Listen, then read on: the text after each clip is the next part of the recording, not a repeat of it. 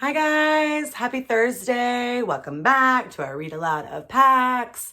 We are back in my room. It's too hot today. I'm just too hot. My face is burning too, y'all. I'm having some face problems right now. So I'm staying indoors. My dog is acting crazy.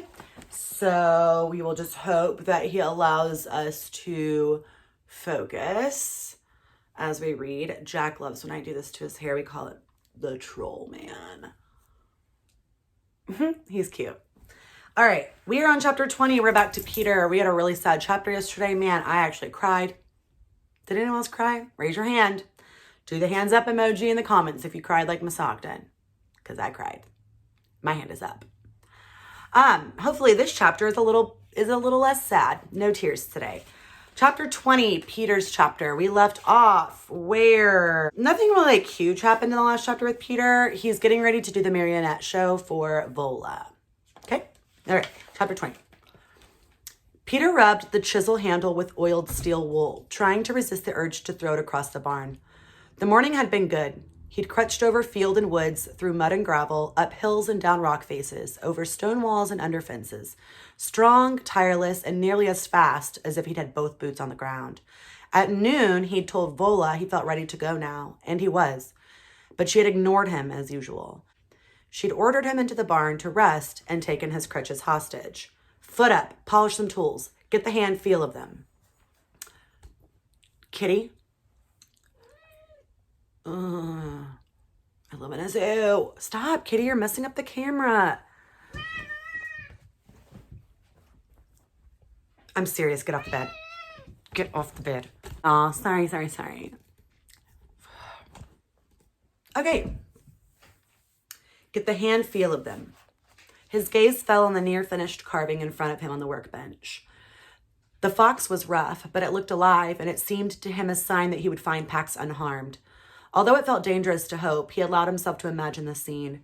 He would call for Pax at the spot where he'd left him, and Pax would come bursting out of the woods and probably knock him down in his happiness.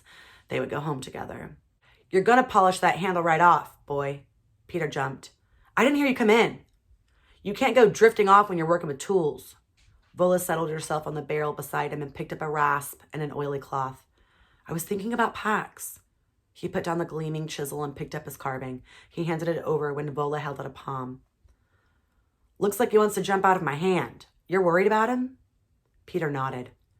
But half the time I think he could be all right. Foxes are smart, really smart. We had to lock the door to the kitchen because Pax could open every cupboard.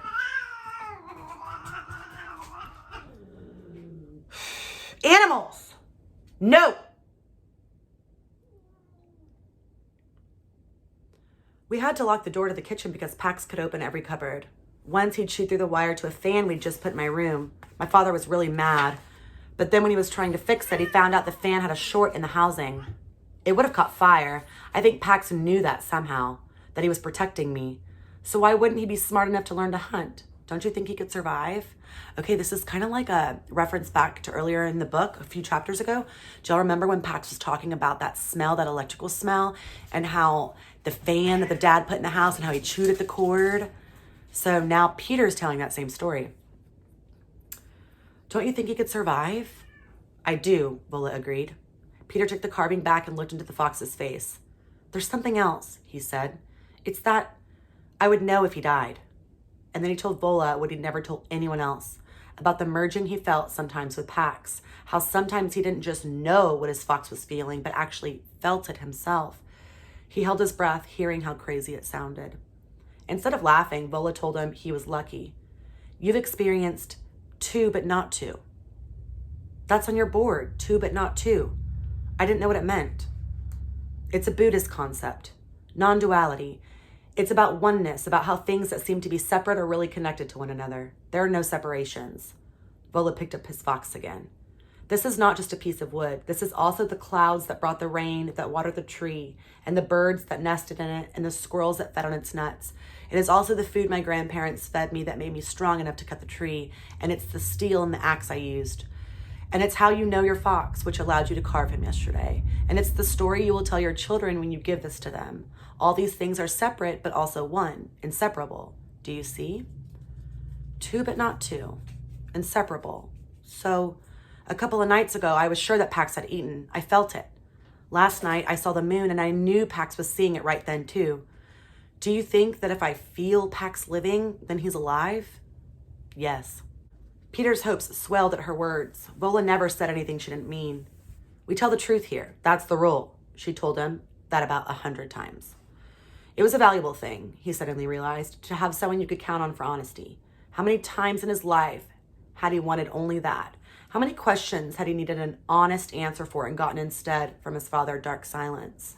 And then, before he could chicken out, he asked the one that haunted him. Do you think if someone had a wild part, it could ever be tamed out? If it's in his nature, inherited? Vola looked at him hard. Peter knew she thought he was asking about Pax, and he didn't correct her. He picked up the chisel again and looked down at it on his lap, his fingers squeezed white around the shank as he waited for the answer. You always been like this? Asking other people to figure out your stuff for you, eh? That doesn't work. Peter let out his breath. As soon as he'd asked the question, he realized he didn't want to hear the answer. Maybe he would never be ready to hear the answer to that question. Vola patted her overall pocket and frowned. Almost forgot. She pulled out a napkin-wrapped muffin and handed it to Peter. He'd eaten 4 of them at breakfast, but she was always convinced that he wasn't eating enough. He unwrapped it. It was a little squashed, but as with the rest of them, the pecan was centered perfectly on the brown sugar topping. She'd stayed up late last night baking them, and he had heard her singing something in a language he didn't recognize. Something happy. Vola, why are you still living out here alone? I told you. But 20 years to figure out who you are? I mean, how hard can it be? Plenty hard. The plain truth can be the hardest thing to see when it's about yourself. If you don't want to know the truth, you'll do anything to disguise it. Peter put the muffin down. She was avoiding his question. But you do. You know yourself. So how come you don't go live somewhere with people? Tell me the truth. That's the rule around here, right?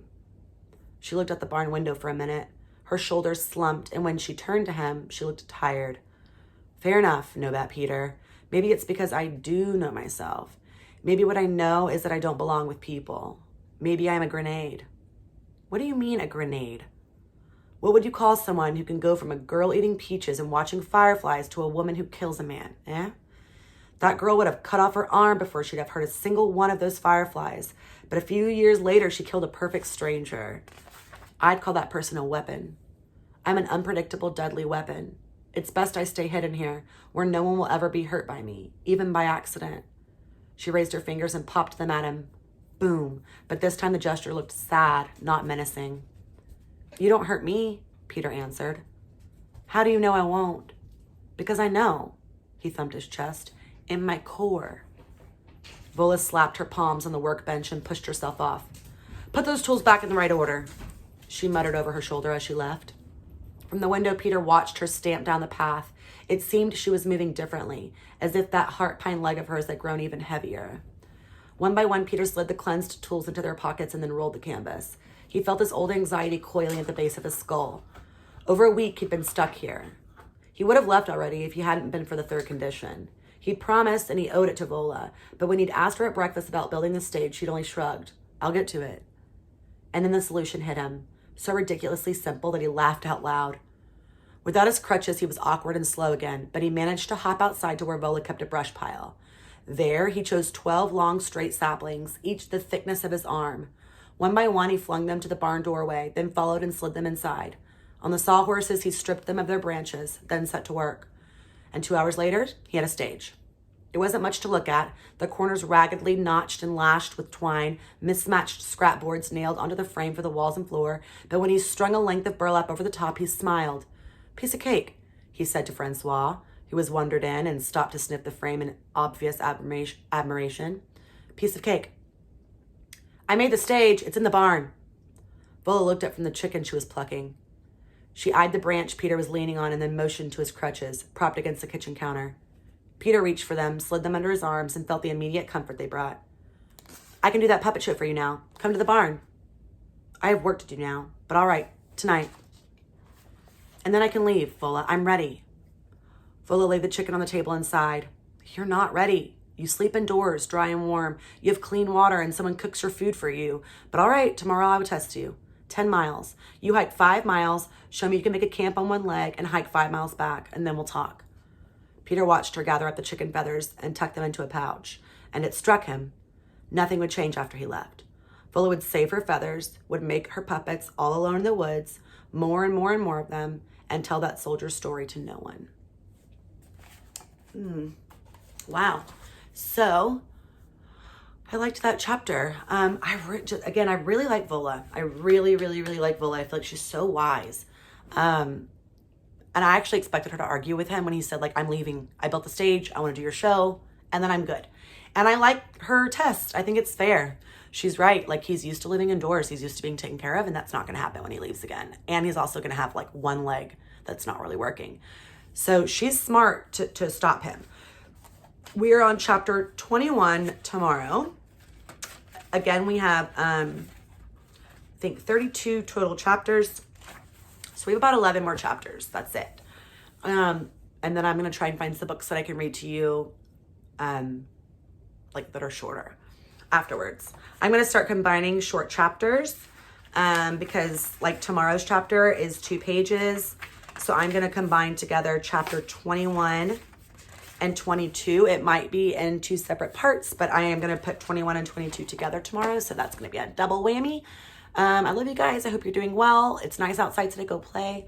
Yeah, I'll see you tomorrow for chapter 21 and 22. I'm excited. We go back to PAX tomorrow. Oh, we go back to PAX and run tomorrow. And then we'll have one more Peter chapter, and then it'll be our weekend. Love you guys. Mwah.